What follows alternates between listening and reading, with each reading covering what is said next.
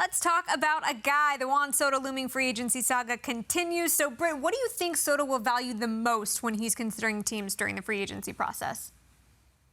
Well, guys, there's no question this is going to come down to money and more specifically records when you look at a guy like Juan Soto. I mean, I reported extensively this spring on kind of what happened with him in turning down that big contract offer for the Nationals. And he is seeking, with his agent Scott Boras, Shohei Ohtani kind of money, and not any of that deferred either. He wants the average annual value, the AAV. He wants that record. He wants a record in dollars. He wants a record in years. So that is what is going to be most important to him. And keep in mind, there's only a certain amount of teams that are even going to be able to swim in these waters. So it's not like if the White Sox said, hey, let's blow everyone away and give you $700 million, that he would consider signing there. He is going to want to win, of course, but when you sign a deal for this long, the team is going to look vastly different from year one to year, let's say 7, 8, 9, 10. So this is a guy that wants to have the most money in baseball, and I think he's going to get it.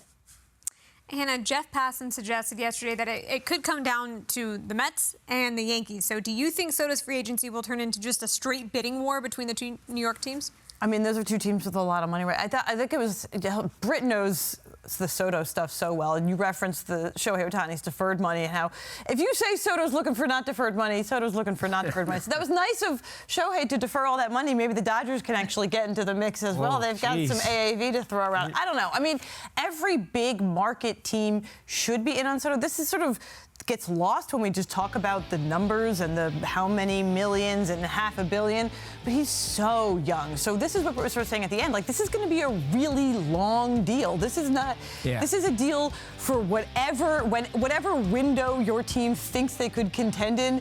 You could have a very good, like still in his prime one. So he's going to be, 26 when he hits free agency? Yeah. So that's not like it needs to be contending next year for it to be worth bidding on Juan Soto. So maybe they'll eventually come down to the two New York teams because those are big market teams with a lot of money and competitive owners. But every team should at least, consider it, ask about it. Not many can afford it, though. But well, maybe they can, but they're not going to want to. I do think it's going to come down Mets and Yankees, which is going to be fascinating because, look, we know I'm sure he loves playing with Judge, but as Britt said, it's all about the money. You would think Steve Cohen is going to make the biggest offer. The Mets need him. They need him to put him in that middle of that lineup. He could transform that lineup.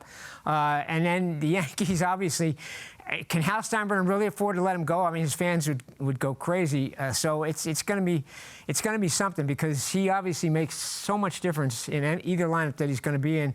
And it feels like we've heard also that he doesn't like being the West Coast because he doesn't want to be that far from the Dominican Republic. So all signs point to New York, Mets or Yankees, and man, I mean, it's going to come down to every last dollar, as Britt said. If that's the case, you would think Cohen would have the highest offer.